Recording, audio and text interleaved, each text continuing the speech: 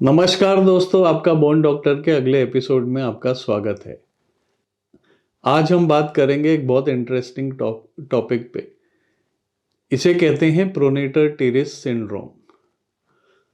तो ये होता है मीडियन नर्व कंप्रेशन या आर्म में या फोर आर्म में। तो मीडियन नर्व जब निकल के आती है अंदर के बाजू से, तो ये फ्रंट ऑफ द एल्बो में जाके दो हेड ऑफ प्रोनेटर टेरेस के बीच में से जाके फ्लेक्सर डिजिटोरम सुपरफिशियालिस के ओरिजिन के आर्च से होके फ्लेक्सर डिजिटोरम सुपरफिशियालिस और प्रोफंडस के बीच में से होते हुए रिस्ट में जाती है। रिस्ट में जाने के टाइम वो कार्पल टनल के नीचे से जाने के पहले एक पामर क्यूटेनियस ब्रांच देती है जो इस एरिया को सप्लाई करता है। तो इसका इंपॉर्टेंस हम आगे चल के बताएंगे। तो ये जो नर्व है ये 4 एरियाज में कंप्रेस हो सकती है। तो 1% या 2% पॉपुलेशन में एक ट्यूबरकल होता है अंदर के बाजू 5 centimetre above the medial epicondyle, और यहां से एक लिगामेंट जाता है मीडियल एपिकॉन्डाइल में। इसे लिगामेंट ऑफ स्ट्रदर्स कहते हैं। ये सिर्फ 1 या 2% पॉपुलेशन में होता है और कभी कभी यहां भी नर्व पिंच हो जाती है। सेकेंड प्लेस जहां नर्व पिंच हो सकती है बाइसिपिटल एपोन्यूरोसिस। सो बाइसिपिटल एपोन्यूरोसिस लैटरल से मीडियल की तरफ आता है, फाइब्रस शीथ होती है छोटी सी, तो यहां भी नर्व कंप्रेस हो सकता है। बट सबसे ज्यादा देखा गया है प्रोनेटर टेरेस के 2 हेड्स के बीच में, जब आगे नर्व जाती है यहां कंप्रेशन होता है। ये लेडीज में ज्यादा देखा गया है। चौथी जगह जहां ये नर्व कंप्रेस हो सकता है, जो फाइब्रस आर्च होती है ओरिजिन ऑफ फ्लेक्सर डिजिटोरम सुपरफिशियालिस में, उस आर्च के नीचे कंप्रेस हो सकता है। तो ये 4 जगहों पे मीडियन नर्व कंप्रेस हो सकती है।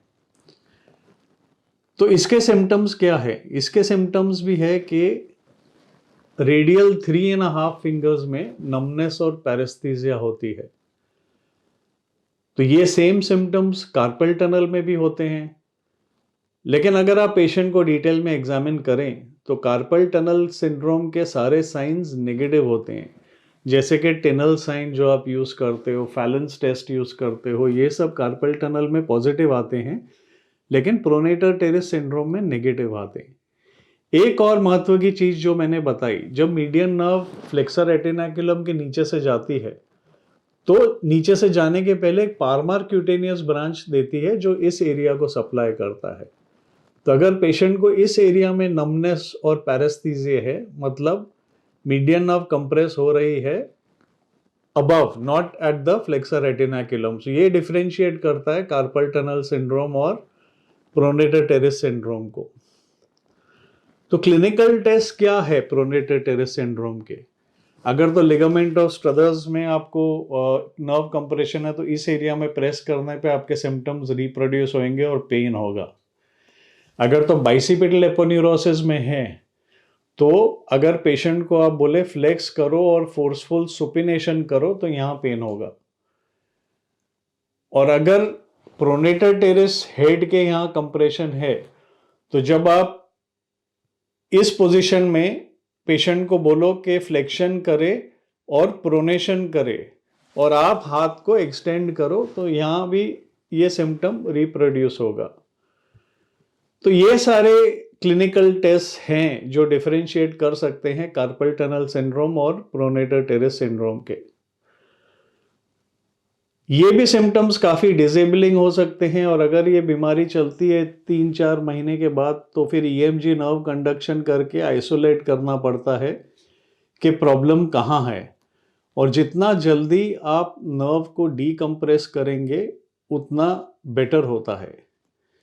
कभी कभी सर्वाइकल स्पॉन्डिलोसिस के कारण भी सिमिलर सिम्टम्स आ सकते हैं। तो ईएमजी नर्व कंडक्शन डिस्टिंग्विश करती है कि एक्चुअल नर्व कंप्रेशन कौन सी है और कहाँ पे हो रही है, और सिग्निफिकेंस बताती है कंप्रेशन का कि कितना सिवियर कंप्रेशन है। तो इसकी मदद से हम सर्जरी प्लान कर सकते हैं और डीकम्प्रेस कर सकते हैं। इन चीज़ों में भी अबाउट 80% पेशेंट्स को रिलीफ होता है, 20% पेशेंट्स को फिर भी थोड़े सिम्टम्स रह जाते हैं। ये सर्जरी जितना जल्दी करें उतना बेटर होता है, और रिजल्ट बेटर आते हैं।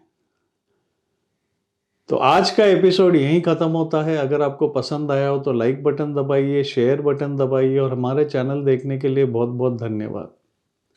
मिलते हैं जल्दी अगली एपिसोड के साथ।